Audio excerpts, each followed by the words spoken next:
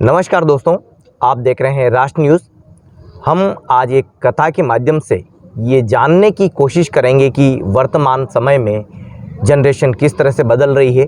ये भी जानने की कोशिश करेंगे इस कथा के माध्यम से कि क्या कुछ हमारे जीवन में अब तेज़ी से बदलाव हो रहा है, क्या कुछ हमारा जीवन अब आध्यात्म से जुड़ रहा है, क्या युवा पीढ़ी आध्यात्म की ओर लौट रही है, क्या हर व्यक्ति अब आध्यात्म से जुड़ाव रखना चाहता है। इन सब सवालों के जवाब हम राजस्थान के उदयपुर शहर में चल रही एक भागवत कथा में आज जानने की कोशिश करेंगे।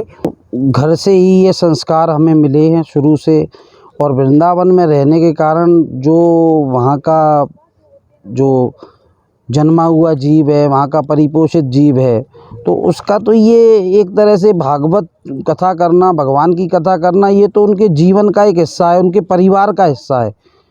ये कोई हमारे लिए कोई ऐसी बात नहीं है। ये तो हम इस प्रकार से बोलते हैं कि जैसे ठाकुर जी हमारे घर के सदस्य हैं, हम अपनी कथा बोल रहे हैं, अपने जीवन की कथा बोल रहे हैं। ये ब्रजवासियों के जीवन की कथा है पूरी। और मेरा जीवन में बचपन से ही पहले साधु संतों के संग सेवा की है, उनके आशीर्वाद से प्रेरणा हुई ठाकुर जी की, तो व्यासपीठ पर बैठे आज मुझे 16-17 साल हो गए भागवत करते हुए। और बचपन से ही मैं ऐसे ही माहौल में रहा हूँ, वातावरण में जो साधु संतों से ही जुड़ा हुआ था। तीर्थ क्षेत्र है वृंदावन, पूरा हमारा ठाकुर जी का क्षेत्र है, तो वहाँ पर यही कृतियाँ चलती हैं चारों ओर, भागवत का उत्सव। तो बस उसी से ये यात्रा चलती चलती जी, यहाँ भागवत कथा का जिक्र किया। कथाएं कई सारी हैं, लेकिन इसी को क्यों चुना गया, किस तरह से संबंध बना है? देखिए, भागवत को वर्णन करने का जो वास्तविक, उसको रथ से ओतप्रोत करने का जो श्रेय ब्रज में जन्मे हुए और परिपोषित जीव के पास है, वो मैं मानता हूँ कि अन्यत्र किसी दिव्य वातावरण में जो जन्मा है, परिपोषित है, इतना उसके ऊपर नहीं।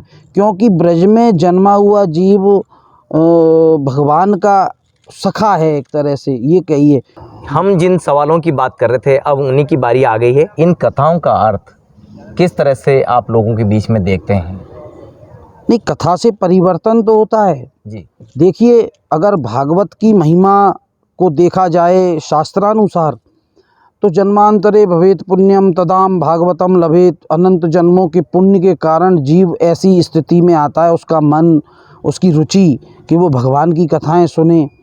और जहाँ तक बदलाव का सवाल है, तो विचारों में परिवर्तन तो कथा से आता है। हाँ, मैं मानता हूँ 1-2 कथाएं आप सुन लो तो बात ना बने, लेकिन अगर बात अंदर उतर जाए, वाकई अगर पूरा समर्पित होकर इस चीज़ को सुना जाए बड़ी श्रद्धा के साथ, तो ये जीवन में बहुत परिवर्तन लाती है। हमने अपने जीवन में कई लोगों को बदलते हुए देखा है, जो पहले कुछ और थे, उनका स्वभाव कुछ और था, और वो कथाएं सुनते सुनते सुनते सुनते एकदम बिल्कुल निर्दोष हो गए, बिल्कुल सॉफ्ट हो गए, एकदम सरल हो गए।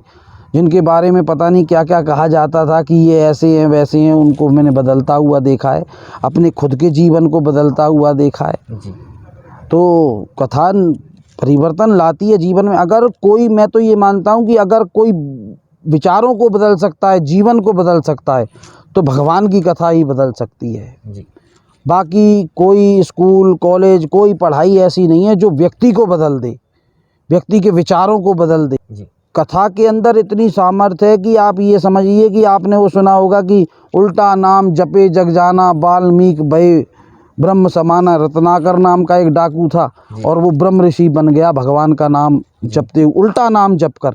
तो भगवान का नाम इन कथाओं में भरा हुआ है, उनकी लीलाएं भरी हुई हैं, तो निश्चय ही साहब जीवन में परिवर्तन आता है।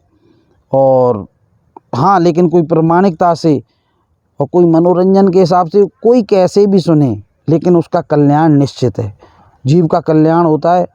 हमारे कहते हैं आने वाले कुलों को तारने वाली कथा है, शास्त्रों में खूब गाया गया है कि असुर सेन सम नरक निकंदनी, साधु विबुध कुल हितगिरी नंदिनी, संत समाज पयोधि रमासी, अचल भार भर विश्व क्षमासी। तो ये हमारे बोझ को उठाने में सक्षम है, धरती के बोझ को उठा सकती है। ये यूँ समझ लीजिए कि हमारे दुर्गुण रूपी असुरों का नाश करने के लिए एक तरह से जगदम्बा के समान है। महाराज जी, जब आप कथा के फल को इतना बता रहे हैं, तो कथा करवाने वाला और कथा में शामिल होने वाला वो कितने धन्य हो जाते हैं। बिल्कुल होते हैं धन्य तो। और ये मैंने कहा ना कि बिना पूर्ण भगवत कृपा के संभव नहीं है यजमान बनना, वक्ता बनना और उसका श्रोता बनना। अब ये हमारे स्तर की बात है कि हम उसको किस स्तर से लेते हैं। प्रत्येक जीव का अपना अपना स्तर होता है। एक क्लास में काफ़ी विद्यार्थी होते हैं, कोई इंटेलिजेंट होते हैं, कोई थोड़े डल होते हैं, कोई बिल्कुल ही कुछ नहीं जानते। तो ऐसे ही यहाँ पर भी यही है कि अपने अपने स्तर से कोई कितना संसार में डूबा है, कोई कितना डूबा है, कोई कितना रस ले रहा है उसमें, मतलब उसके ध्यान में, उसकी श्रद्धा में जितनी ताकत है उतना वो आनंद लेता है। बाकी तो आप मनुष्यों की बात कर रहे हैं, मैं कह रहा हूँ यहाँ कीट पतंगे पशु पक्षी जो भी जिनके तरंगें जा रही हैं जी, उनका कल्याण हो रहा है, क्या बात। वातावरण शुद्ध हो रहा है। यहाँ जो भी नकारात्मक चीज़ें हैं सब दूर भाग रही हैं यहाँ से, तो उसका भी प्रभाव पड़ता है। यहाँ पर अगर कोई ऐसा व्यक्ति भागवत पंडाल के बाहर घूम रहा हो जो आक्रोश में आए या किसी और दूसरी वे में आए, उसकी इतना प्रभाव है इस वातावरण का कि वो अंदर आते ही सीधा हो जाना पड़ेगा उसको, चाहे वो नहीं रह पाए। लेकिन वो यहाँ वो वाला कृत्य नहीं कर सकता, क्रोध से आप्लावित, काम से आप्लावित या फिर किसी और विकार से आप्लावित होकर वो यहाँ पर वो घटना नहीं घटा सकता, क्योंकि यहाँ बदला हुआ है। यहाँ सात्विक वातावरण है, यहाँ एक भाव से भरा हुआ वातावरण है। महाराज जी, जो भागवत कथा लगातार चल रही थी, हम भी उसके एक हिस्सा बनने की कोशिश कर रहे थे। हमने कल का जो प्रसंग देखा था, रुक्मिणी और कृष्ण का विवाह, इनको जीवन में लोग कितना ले पाते हैं? क्योंकि हम जब लोगों से बात कर रहे तो लोग साफ कह रहे थे कि सच्चा जीवन तो यही है। जी, क्या कहते हैं? हाँ बिल्कुल सही है, यही सच्चा जीवन है। यहाँ पर क्या है कि उसकी कहते हैं ना कि किसी चीज़ की जानकारी, सही जानकारी, चाहे विवाह हो, जन्म हो, पूजन हो, अर्चन हो, वंदन हो, उसकी सही जानकारी, उसकी विधि क्या है, किस प्रकार से क्या क्या चीज़ें होनी चाहिए, वो सब ज्ञान यहाँ पर मिलता है। यहाँ तक कि संसारी जो कृतियाँ हैं हमारी, जन्मदिन मनाना, वो जन्मदिन कैसे मनाया जाए। आज हमारा समाज पाश्चात्य की तरफ ये हैप्पी बर्थडे टू यू और पता नहीं केक वेक काट कर, मोमबत्ती बुझाकर, जबकि हमारी हिंदू परंपरा में ऐसा कुछ नहीं है। दीप जगाए जाते हैं जी, मंदिरों में जाकर, उनकी माँ होती है, उनके परिजन होते हैं, मंदिर जाते हैं, भोग लगाते हैं, भगवान का दीप जलाते हैं, आरती करवाते हैं उस बालक से, बालिका से जिसका जन्मदिन है। वो संस्कार लुप्त हो रहे हैं। तो कथा के माध्यम से ये पता लगता है कि हाँ, मतलब हमें लौटना चाहिए। कोरोना के बाद कितना जनरेशन लौट रहा है, कितने लोग लौट रहे हैं? नहीं, कोरोना के बाद प्रभाव हुआ है साहब। उस महामारी को देखकर भगवान की तरफ बहुत रुचि लोगों की, चाहे वो किसी भी वजह से हो, कि हमारा धर्म और हमारे क्या क्या रीति रिवाज हैं, कौन कौन से उत्सव हैं हमारे, उसको और उनमें सम्मिलित जो हो रही है आज जनता जिस प्रकार से, तो उसका प्रभाव तो पड़ा है साहब। देश में कोई न कोई किसी को भी आइडियोलॉजी मानते हैं, आदर्श मानते हैं, प्रेरणा का स्रोत मानते हैं। अभी मोदी जी और योगी जी को एक प्रेरणा स्रोत के रूप में देख के लोग जुड़ने की कोशिश करते हैं।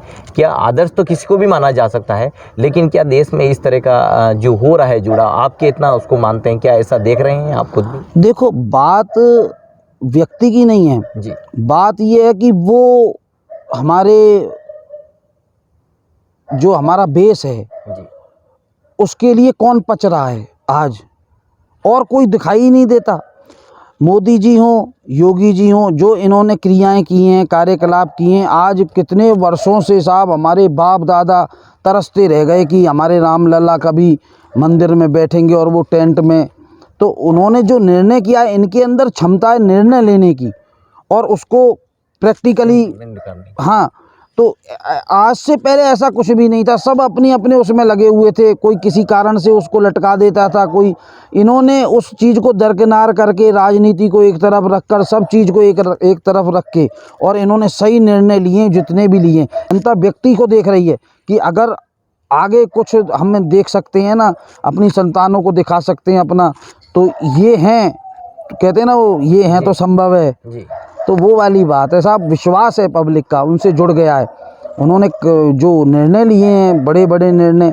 अब आपने जब श्रीमद् भागवत कथा से ही पूरा नाता बना लिया है, तो समाज को इन कथाओं के माध्यम से क्या संदेश देना चाहेंगे आप? संदेश यही है साहब हमें लौटना होगा अपनी संस्कृति की ओर, अपने धर्म की ओर, अपने पुराणों ऋषि मुनियों की जो वांग्मय था उसकी ओर लौटना होगा। संगठन, एकता, हमको एकजुट होने की ज़रूरत है। वो सब अगर कोई कर सकता है तो ये आयोजन ही कर सकते हैं, ये कथाएं ही कर सकती हैं, साधु संत ही कर सकते हैं। जी कहते हैं ना, राजनीति तो तोड़ने का काम करती है, उसका तो बेस, राजनीति का बेस ही यही है, जी फूट डालो राज करो, शुरू से। जी लेकिन धर्म ने जोड़ा है।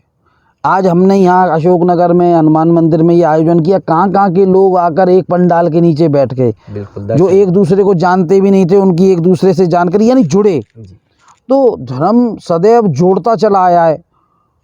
और बाकी अब जो जुड़ाव होगा आगे, अब ये टूटने वाले नहीं हैं। धार्मिक बातें काफ़ी हुई। भारत हमेशा शांति की पहल करता है। अभी विश्व में काफ़ी उथल पुथल चल रही है और फिर भारत की शरण में भी लोग आकर के यहाँ शांति की बात से जुड़ते हुए देखे जा रहे थे। क्या ऐसा संभव होगा कि हाँ, जब भी कभी शांति की बात आएगी तो भारत ही एक उदाहरण के तौर पर देखा जाए? यही समाधान कर सकता है।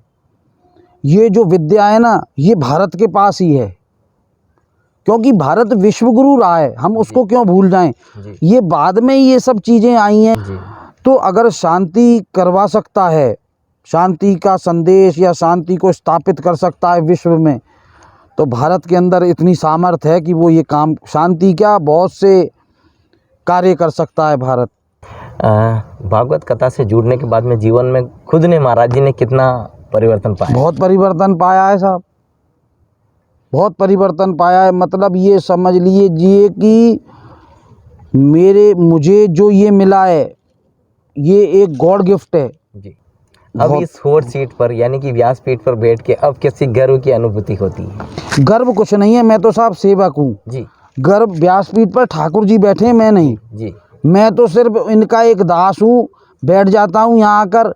ये जैसी प्रेरणा देते हैं वैसा ही मुंह से निकलता है। मैं पूरा समर्पित होकर कि मैं जो बोलना चाहता हूँ या कोई प्लानिंग करके आता हूँ कि मैं आज ये प्रसंग बोलूँगा, वो प्रसंग धरे रह जाते हैं और पता नहीं 3 घंटे कौन बोलता है और क्या बोलता है मुझे नहीं मालूम।